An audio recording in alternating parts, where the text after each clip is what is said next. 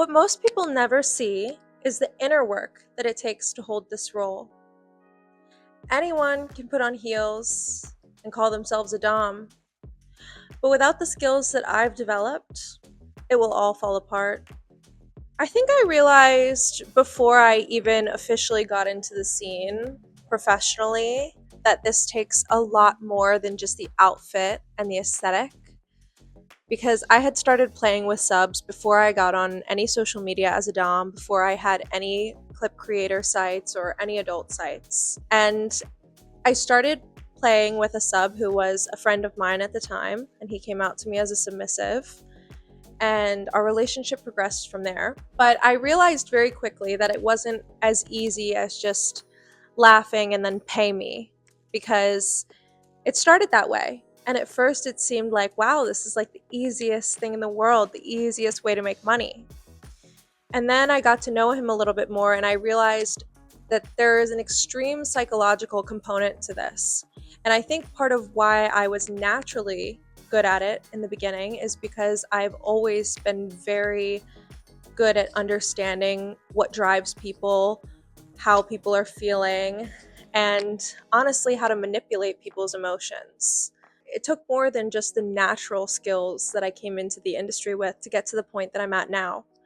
I think my first major test in the industry were my in-person sessions that I was doing, and realizing very quickly that I needed to be very clear on my boundaries and to not allow anyone or myself to cross those boundaries for any amount of money. I also was again tested when I started making content professionally and I started creating my clips, and the amount of structure and discipline that takes, while at the same time presenting the illusion on all my social media sites that I'm getting paid for nothing and I'm getting paid to exist. That's not true. It's fun to say, and I think that's why there's a lot of misunderstanding around this part of the industry. It's very glamorized, but it does take a lot of work to get to where I am now. I think, like I mentioned, with content creation and with needing a structured schedule and discipline to be successful in this industry, is there are a lot of beautiful women. There are a lot of beautiful women who enter into this industry and fail miserably because they don't have the discipline to create content, the discipline to log on and answer messages when they don't feel like it. Especially in the beginning, when you're building your brand, it's really important to stick to your promises. If you say that you're going to go live, if you keep failing on your scheduled streams or your scheduled clips after a certain amount of time, your fans are not going to trust you. And that's been something that challenges me, and I think challenges anyone who's self-employed. When you don't have a boss who's forcing you to work, or if you are comfortable financially and you don't need to work to pay your bills, it can become difficult to motivate yourself in those situations. And I have personally seen people fail and quit this industry because they thought that because they were attractive women that this would be easier for them. And like I said, there are a lot of attractive women who cannot do this job. It's not just about how you look. It's how you hold yourself, your confidence, how well you can understand people, how well you can manipulate people, and if you have the discipline to be consistent enough to be a true creator. Because there are some people who are just on Twitter or they're just on Instagram or TikTok, and they may make a little bit of money here and there. They might have some pretty high paying days. But if you want to actually solidify yourself as one of the top creators, one of the top findoms in this industry, you have to put in work. You have to get on real adult sites. You have to start making clips consistently. And you have to up the quality of your clips. You have to be comfortable on camera. You have to be comfortable speaking to people on the phone, on video calls. You have to be very confident and self-assured, and you need to be fast on your feet. You need to be witty. You need to be able to think of things quickly on the spot. That's a big part of this job. So much of it is improv. The most important thing is confidence. Not the fake kind, not fake it till you make it. You have to have real confidence. You have to feel very self-assured. You have to be able to stand your ground on decisions that you've made, and you have to be able to demand more, especially when you're talking about financial domination. I see a lot of girls years into this industry that have never gotten a 1K tribute. And then I can see some of the ways that they message subs, and they're afraid to ask. They're afraid that it will be too much. They're afraid that they'll lose that client. And I have lost clients for pushing for more. But I've also gotten clients that have given me millions of dollars because I push for more. So you have to be unafraid to lose some here and there. You have to be unwavering about your self-respect, your boundaries, and you have to not care about other people's opinions of you, both in the industry and out of the industry. If you want to stand out, you're going to have some people going against you. You're going to have some people that don't like you or don't agree with what you're doing. And especially in this industry, we do get a lot of criticism from the outside world.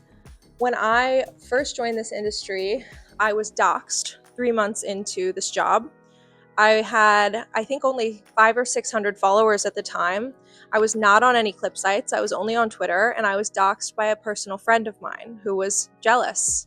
It was very difficult, and she was trying to humiliate me every single day. She harassed me for almost a month, was posting my content everywhere she could, saying, look how funny this is. If you want to laugh, go look at this. Oh, she's so pathetic because she has to show her ass to make a little bit of money on the internet. And I think in the beginning, I did waver a little bit. Like I said, I was 3 months in. I actually did change my name from Valentina Fox very briefly for a couple days because of that, because I was trying to escape the harassment that she was sending my way. And then she started posting my new username. And I quickly went back to Valentina Fox because, let's face it, that name was made for me.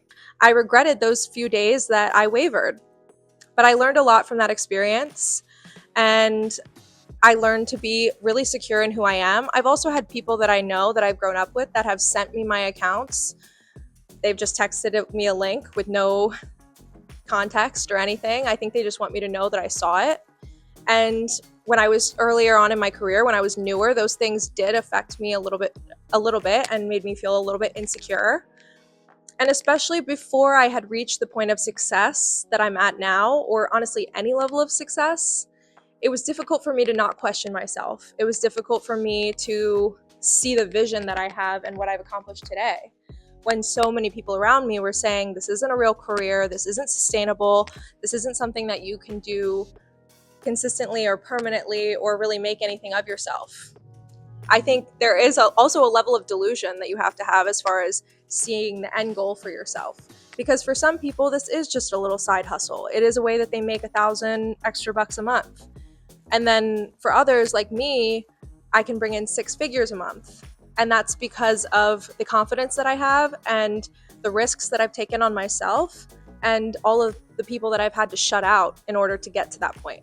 I know that I'm the prize, and I've always been, I think, a very confident woman in my personal life. But being a dom has only made me more confident.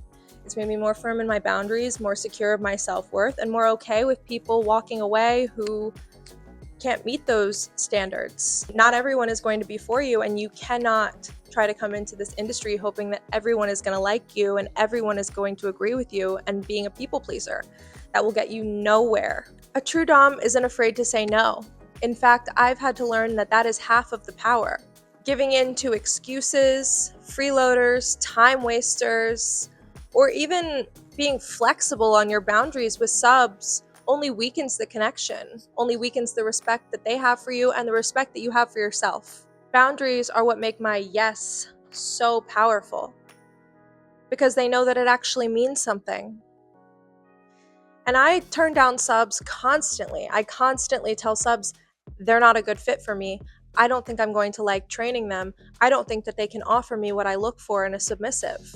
You have to be okay and confident turning people away, knowing that better is coming. I've cut off a lot of subs over the years, and those no's, while they might have felt scary in the moment, especially when they were some of my consistent high spending clients, they've only empowered me to go farther in my career. I remember my first whale sub, probably 5 years ago at this point, had sent me, I think, 6 to 7K in a week. And it had been fairly easy drains, mostly just chatting and messages, and he seemed very eager to please. And then one night he got drunk and he said, let's just stop this little game and you're gonna be my bitch. I think a lot of less confident women might have seen that as, okay, well, I can't lose this client. He's my highest paying client right now and I need the money, or I want the money, and I am going to let this slide because he's given me 6 to 7K in a week. And I cut him off immediately. And he begged for another chance. He apologized. He even sent 1K. But at that point, I realized that the dynamic that I want is not the same thing as the dynamic he wants. He wanted to top from the bottom. He wanted someone he could control with his money. And as soon as I rejected him, I saw his full ego come out and he got very nasty to me. And I don't want a sub like that. I don't want to put my name to a sub like that. And if you're dealing with a sub like that, if you are selling your values or your boundaries for money, you will be drained very quickly and you will get burnt out of this job. And after that, he was replaced by much better subs who I probably wouldn't have had the emotional bandwidth for if I had given in to the first one. Emotional intelligence. Emotional intelligence is, in my opinion, also one of the most important parts of this job. You need to be able to understand people. You need to be able to understand what motivates people. You need to understand body language, tone shifts, even the tone over text messages, which can be difficult. You need to understand how to respond to a sub when he's wavering a little bit, when he's unsure of if he wants to do this, if he wants to send this. It also helps you understand when a sub is actually sincere. Within a few seconds of interacting with a sub, I can tell very quickly if we're going to get along, if he's going to last long around me or not.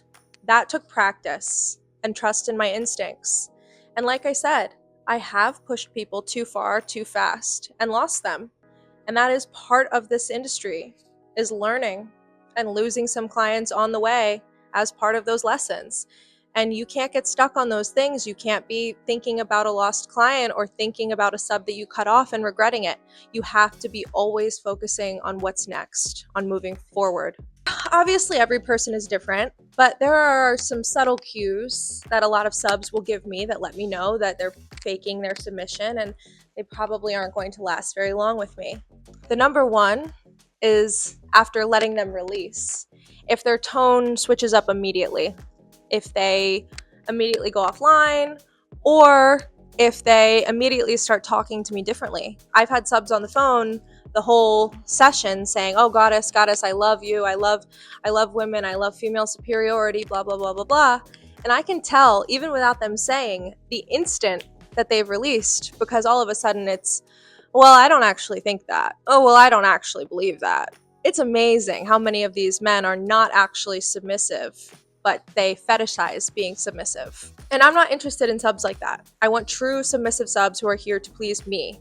So another thing that I notice is if it's all about them.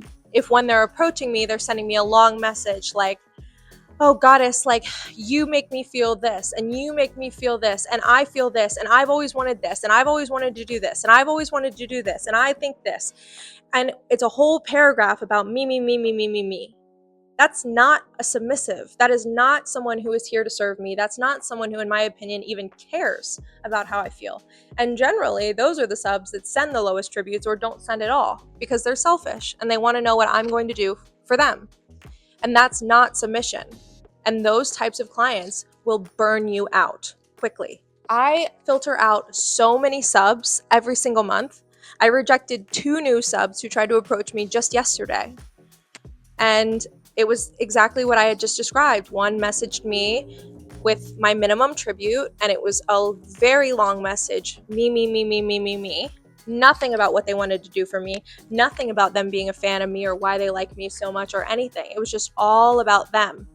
And I'm not a vending machine. I'm not a kink dispenser. I'm not here to cater to their fantasies. That's not what this dynamic is. You can find people to do that if that's what you're looking for. But as a true dominant woman, that is not what I'm looking for. That is not a dynamic that I'm okay with. Another sub who I cut off yesterday was messaging me and first was asking for videos worshiping my feet, and then he's very specific. I want you to do this. I want you to hold the camera like this. I want you to do that. I want you to say this. Again, treating me like I'm some type of kink vending machine, not giving me any control, not letting me have any creative fun with the videos that I'm sending him. He wanted a kink dispenser.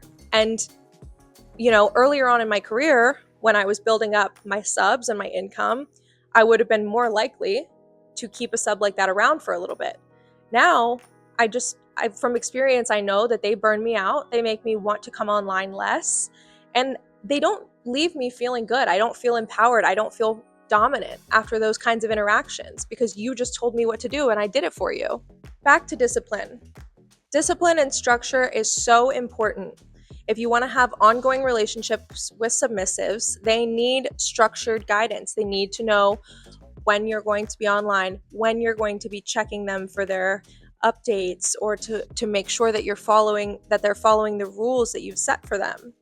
It also helps if you have a set schedule. Like I've started going live once a week, every Thursday at 7 p.m. on my fan site. That helps them to have something to look forward to. I release clips 3 times a week, generally on Sunday, Wednesday, and Friday, unless I tweet otherwise. That also gives them something to look forward to. Having that consistency keeps people coming back to your pages, keeps subs interested in you, and keeps them wanting to keep following your directions. Because if you just give a sub rules or a direction and then you never follow up and you're never online and you're never doing the things that you say that you're going to do, they lose trust in you and they'll probably end up ghosting you. One of the deepest parts of this work is the shadow work that it takes to get to this level. Facing the parts of myself that once felt guilt, fear, or shame about certain parts of my personality or certain desires and fantasies and kinks that I have myself. I had to take those shadows and turn them into tools. That's how you become unshakable. Like I said, I was a little bit shakeable in the beginning of my career, especially, 3 months into my career.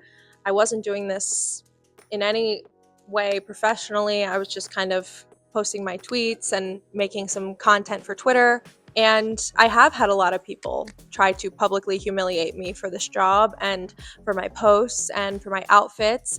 And I've had people on social media making insane assumptions about me because of what I do, or even people within this industry criticizing me. And you just need to get to the point that you are confident in yourself, that you're not constantly looking around for external validation. The parts of yourself that you're afraid of, the parts of yourself that you're embarrassed of, are probably the parts of yourself that would make you successful. I think now I'm fantastic at dealing with criticism and trolls because it doesn't get to me. A lot of the times I'll have trolls come into my live streams and say rude things to me, and I am very good at this point at clapping back in a way that I'm not attacking them. I'm just kind of making a joke out of what they said and a joke about the fact that they're still here watching my content. And I've actually made fans and subscribers and paying subs out of some of those trolls who initially came in to criticize me, because I do handle criticism very well at this point and it doesn't shake me, and I'm very confident in who I am. And I think that those people are very low confident, low energy people, and they come in and they try to shake you and they try to see where your boundaries are and they try to see how much reaction they can get out of you. And then when you don't give them anything, it's surprising. I used to be more nervous to show parts of my personality, like interests that I have, or my silly side or my nerdy side. And I think now a lot of my submissives, especially the ones who are in my live streams or have watched a lot of my clips or follow me on my social media, do see those parts of my personality. And I am a very kind person in my everyday life, and that doesn't make me any less dominant.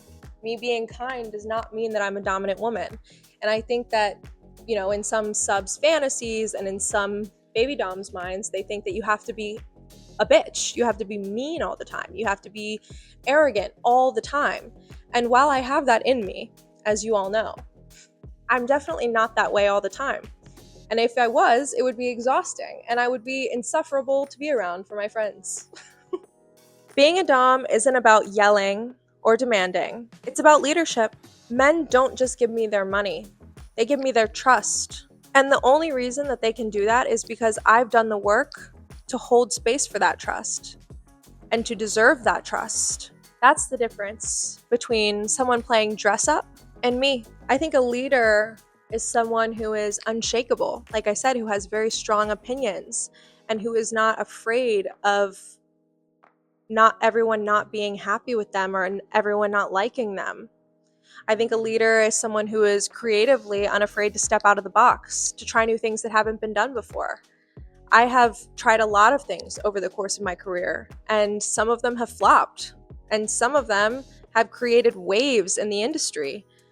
I didn't start the gooning category, but I was absolutely one of the pioneers of it. There was very few people making gooning content at that time, and now it's the most popular category on most of the sites. At the time when I was making that content, it wasn't super popular. It wasn't a big thing. It wasn't a word that people knew. And now it's a mainstream word, which is pretty crazy. It feels so exhilarating for me when a sub relinquishes total control and I can tell that they're fully mine, that they trust me, they're telling me things about themselves, they're sending as much as they can, they're dedicating time to me every single day. It feels so hot and powerful. That is the real exchange of power that I'm here for. That is the power that fuels me, that makes me want to keep going, that makes me want to log on every day and talk to my subs. Because like I said, when you're engaging with the fake submissives and people who want to treat you as a kink dispenser, that's very draining and it makes me very avoidant, and I don't want to log on because it's dehumanizing and I don't want to be treated like that. And it's definitely not being worshipped. The feeling of a man actually worshiping me and actually going to the ends of the earth to please me is so powerful and satisfying. And that's why I don't compete. I lead. There are a lot of people playing dress up as Doms, but there's only one Valentina Fox.